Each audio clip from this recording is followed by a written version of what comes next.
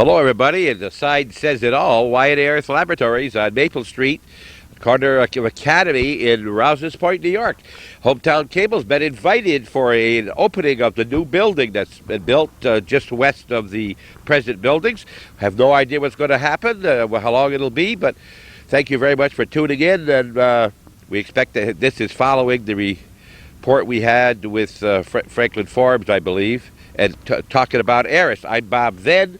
Calvin Castine with the camera. We are still watching what's going on here, and we're going to find out ourselves. Thanks.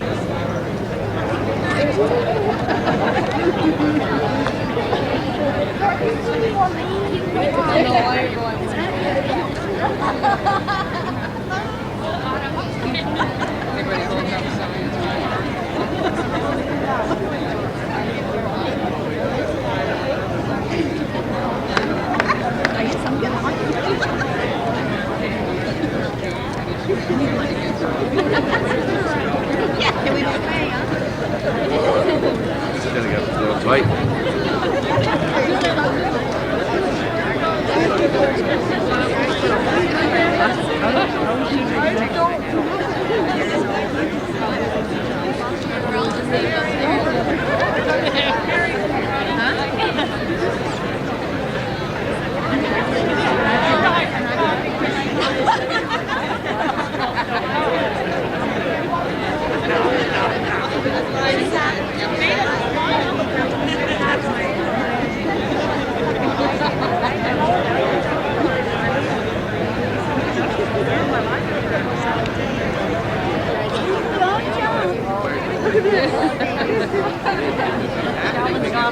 Way to go, Calvin.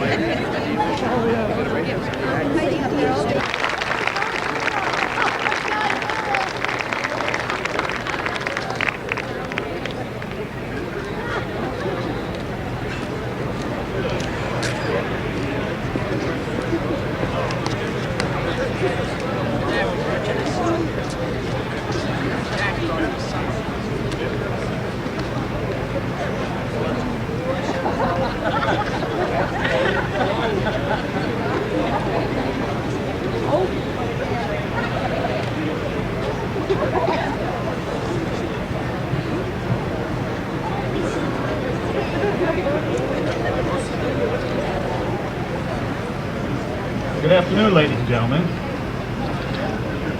It's my pleasure to welcome you today to the dedication of our new solids manufacturing building here at the Rouse's Point plant. We are honored today at this celebration by the presence of many of our prominent leaders in government. And they will be addressing you in a few moments, and we will introduce them then.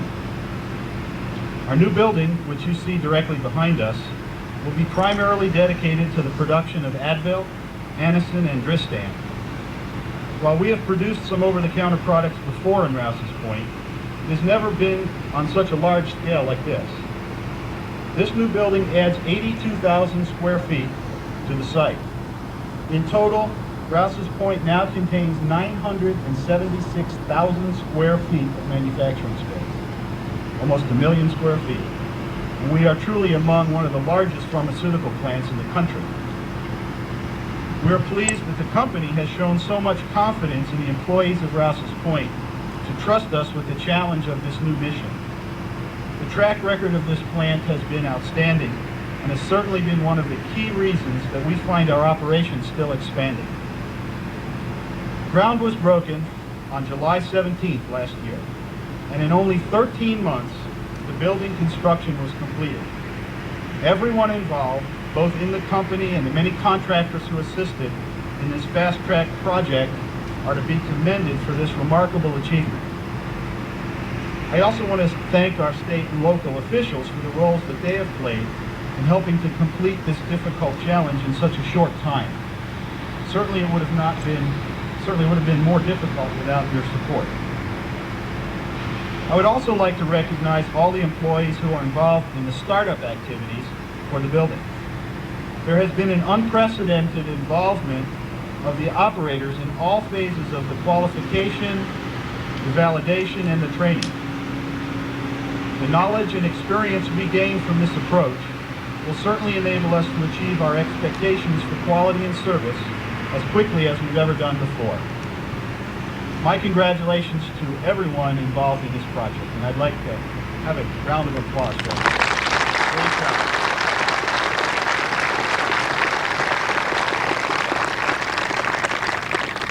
The short program we have today will include remarks from some of our guests. We will sign a dedication document and unveil the building cornerstone. The building will be left open for employee tours starting on second shift this evening, and we will go through first shift tomorrow, so all the employees will have a chance to see the new building. Our first speaker is our representative in the House of Representatives from the 24th Congressional District, Congressman John McHugh. He is a member of the National Security Committee, which oversees the Pentagon and America's defense policies, and its subcommittees on installations and facilities and research and development. He chairs the committee's panels, which oversees and reviews all aspects of non-appropriated fund activities of the Department of Defense. He also serves on the Committee on Government Reform and Oversight, which reviews on a continuing basis government activities at all levels with a view to determining their economy and efficiency. He chairs its subcommittee on the Postal Service and is member of the Subcommittee on National Economic Growth, certainly a subject for today, National Resources, Regulatory Affairs, which is certainly very important to us, and the District of Columbia. He is co-chairman of the House of Representatives Army Caucus and is a member of a variety of other congressional caucuses and task forces focusing on health care, Social Security, agriculture, rural affairs, the environment, foreign trade, veterans, travel, tourism, senior citizens, and women's issues. In addition, he co-chairs the Congressional Group on Canada, a bipartisan organization of members of Congress which address matters pertaining to U.S.-Canadian interests. He is currently serving his second term in Congress, and I might add was re-elected in 1994 with a 79% of the vote, which is believed to be the largest plurality ever received in a contested North Country congressional race. The congressman hails from Watertown, New York, and I was surprised to learn that our district contains over 12,000 square miles, and we're delighted that he's been able to cover that distance and come to visit with us today. So it's my honor to present U.S. Representative John McHugh.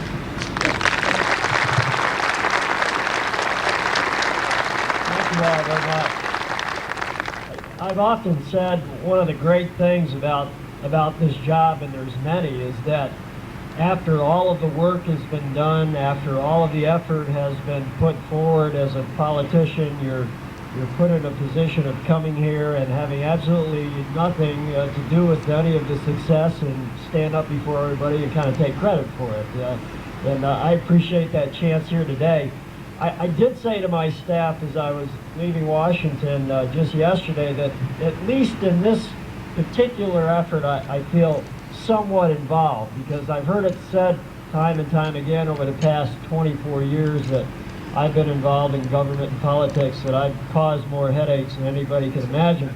And I'd like to think that the Advil and the Anacin that will be used here is in part due to my efforts. So I can take a little credit for that. But let me very briefly say a few words, and most importantly is to express my sincerest appreciation for the chance to be here with you today. And I certainly welcome this opportunity to take part in a small way in what is obviously a very important, a very happy, and a very significant moment here, not just in this special part of the world, but I think for the entire region as well. And let me offer my words of sincerest congratulations and best wishes to the entire Wyatt Ayerst family and management and employees who have come together in making this project a reality, and of course who will work together in the future to make it an even greater success.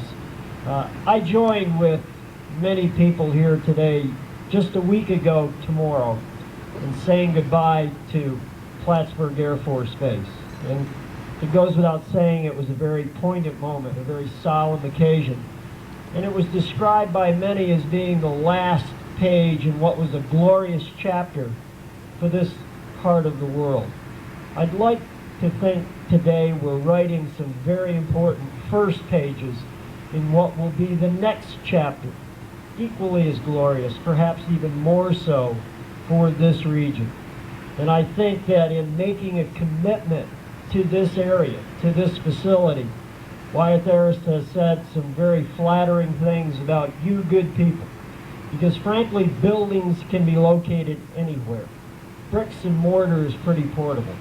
But what is the vital and irreplaceable ingredient for success are the employees who come to work each and every day, who give of themselves, not just for that paycheck, as important as that is, but in a pride of product and a pride of effort. And I know in my heart that we are here today because of you good people and because the very productive, insightful management of this great corporation recognize the skills, the ability, and the dedication that you bring to the job. So this is your day, and I'm proud as I can possibly be to join with you in saying congratulations and best wishes for, as I said, I know will be a very, very productive future and a bright tomorrow. I also have the responsibility, I would consider it an honor, of just introducing to you the folks in government who probably had the most to do with this project, those who represent you here locally. I first want to say that your Assemblyman Chris Ortloff and I spoke about an hour ago, and he was racing from a previous engagement trying to be with us. As I look around, I assume that he has not made it, but he did want me to express his best wishes and congratulations as well. Also joining us here today, of course, is your county legislator, John Zerlo. John?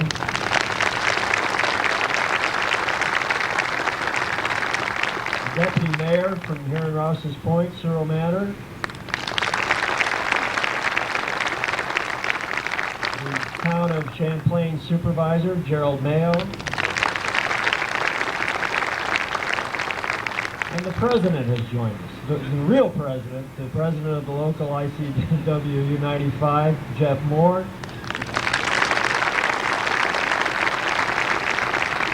And I'm not sure whom amongst them may be speaking or not, but I can tell you from my experiences over the past 36 months, they are speaking for their constituents, and in this instance, that of course is all of you each and every day. You're very, very fortunate to have such a terrific group of individuals representing you.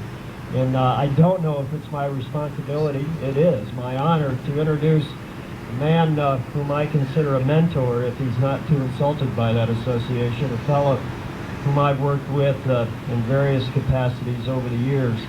And when we talk about responsible government, when we talk about how at times things can work through people in elected office and the good and positive qualities that people who choose to put their name on the ballot bring to this effort, the first name I always think of is your Senator, Ron Stafford. I would not take up the next 3 hours just beginning to scratch the surface of all that Ron has achieved and accomplished over the years. I think it's sufficient to say that he is the Dean of the Upstate North Country delegation, a fellow who has provided us the kinds of leadership that are absolutely necessary so that we receive the representative government that perhaps those who are consigned to live in more populated urban areas expect, but we have to fight for, and the kind of government that we get because of the efforts of this man. So with that, let me introduce your senator, my senator, the Honorable Ronald Stafford.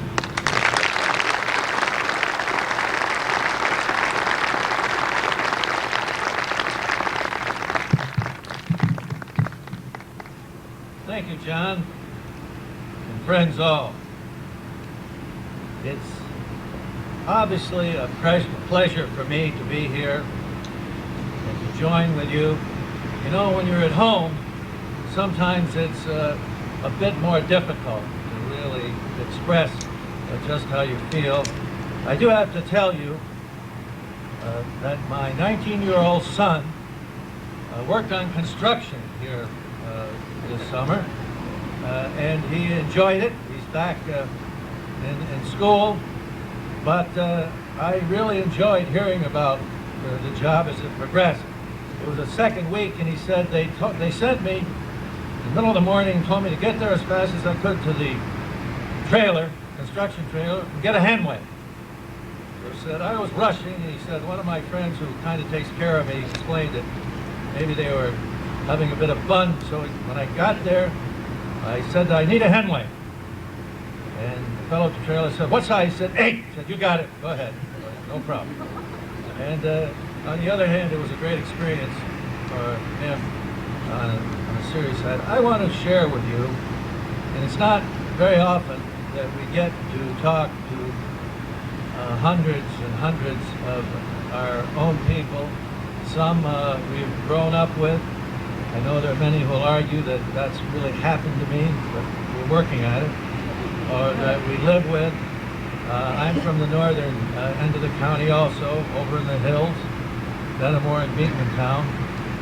But I too want to emphasize and share with you, but on a very personal note, and I think you'll understand. I went through a period where I was receiving, fortunately for me, treatment, and I'm alive, and I am alive today. Many of the products that you people have produced, and people like you have produced. And when I visit an establishment such as this great establishment here in Clinton County, believe you me, it has a real personal note. I too cannot sit down without saying the caliber of the employees that we've had at Ayerst through the years. Now I go back, and I think probably Mr. Forbes was the first manager when he came down from Canada with Ayerst. When I first had the privilege to serve you people, he was still with the company actively before he retired.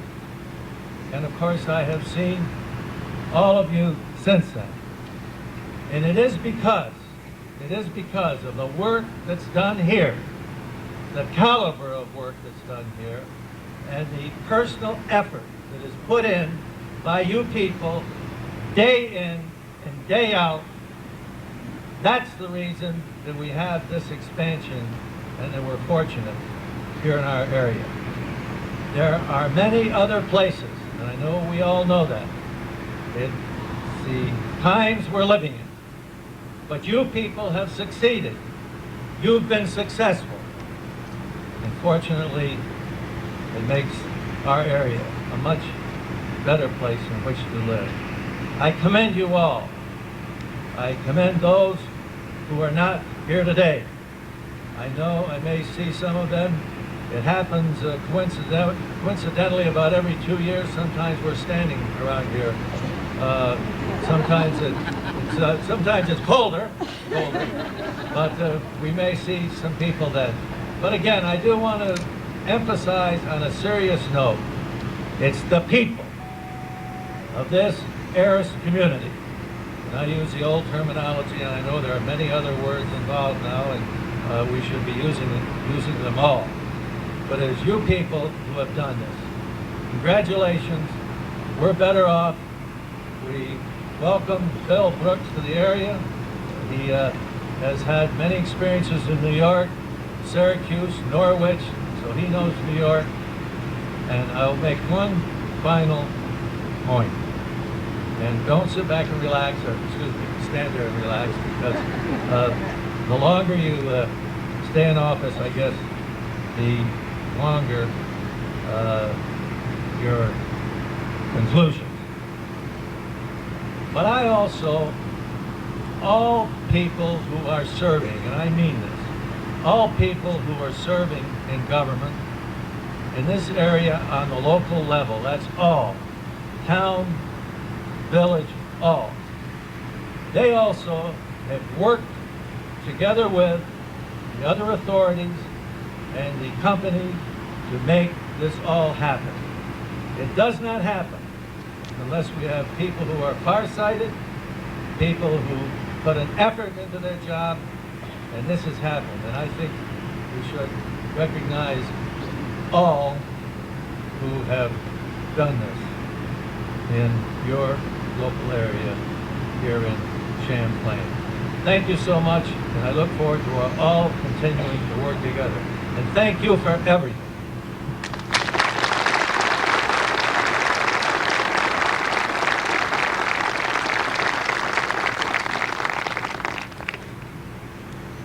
My sincere thanks to our speakers and guests. This is truly a great day for our plant.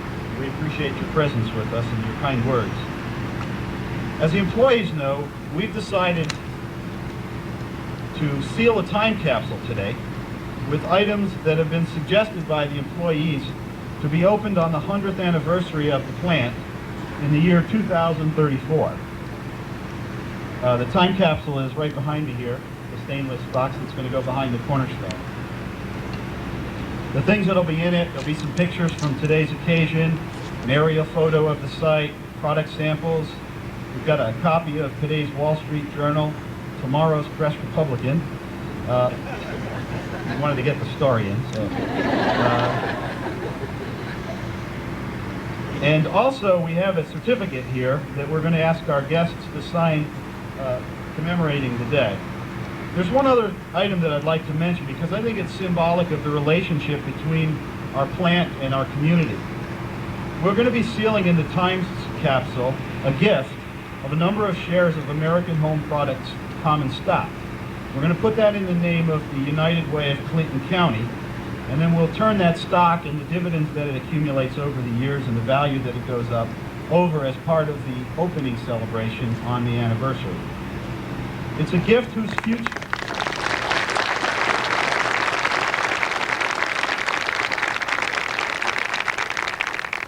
It's a gift whose future value is in part dependent on how well we achieve our mission. I have great confidence and hope that we will continue to grow at this site and see many more future expansions, and that the value of our gift to the community will also grow. At this time, I'd like to invite our guests to sign the certificate, which reads as follows. We, the undersigned, in the presence of and on behalf of the employees, do hereby dedicate the new solids manufacturing area known as Building 18H, completing another milestone in the history of Ayerst Rouse's Point manufacturing facility on this day, October 5th, 1995.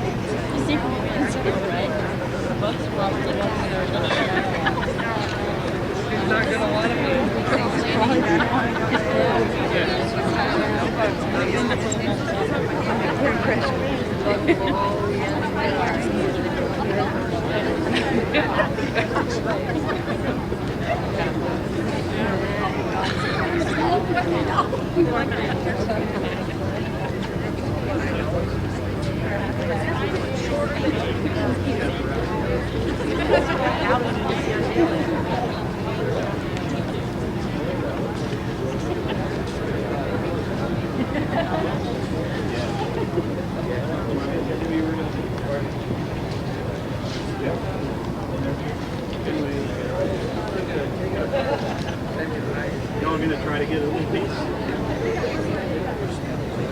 Ready?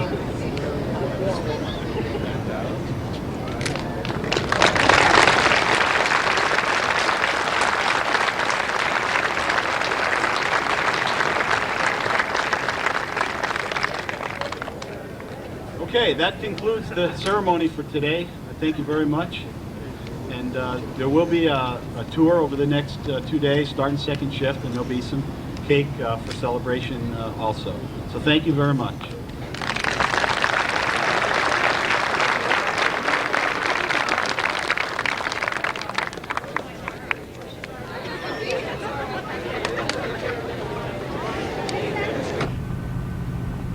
You've just seen in its entirety everything that took place here in the opening of the new building at Ayerst, Wyatt Ayerst in Rouse's Point.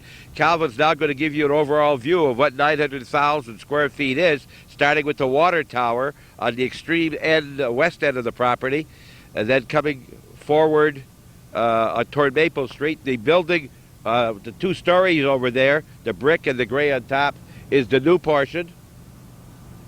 And there's Rouse's Point's finest going by. And then the rest of the buildings looking down. We hope you've enjoyed seeing the complete opening. It was a short program, but very much to the point. And we were very happy to have been invited here. Thank the people who invited Hometown Cable. And if you have anything that's going to happen or you'd like to see it covered, don't wait till the last minute, but give Hometown Cable a call and say, would you be interested in covering this? I'm sure he'd be interested. The question is whether he would have the time and the camera available. But Hometown Cable is here for you people out there to show the things that you want to see. And particularly if you're a patron, you're paying to see. And we're talking about $12 or more. So become a patron to Hometown Cable so that things like this can continue to be brought to you right in your living room at your house, at your home. And you saw a lot of friends and neighbors. I'm sure that Calvin panned the crowd. I saw a lot of faces that I didn't even know that worked at Ayerst, because we don't always know where people work. Thank you for tuning into Hometown Cable every day. Starts at 12:30, again at 4:15, 8 p.m., midnight, 8 the following morning. 5 chances to see all the shows brought to you by Sam and Calvin. Hometown Cable. It's a first in the North Country. It's a first, and it's bringing you complete coverage of as many things as Calvin covers. No cutting. You see it from beginning to end. Whatever he's able to take is there. We aren't able to go in the building with the camera, so we didn't take the short tour that they mentioned. They don't allow, that's a policy of Wyatt Ayerst. So we'd love to get in there with a camera, not to see their personal things, but just to let you know what's going on. If you missed the open house, as we mentioned earlier when we were talking to Franklin Forbes, don't miss the next one. Bob Venn with the mic, Calvin Castine with the camera. Thanks for tuning in.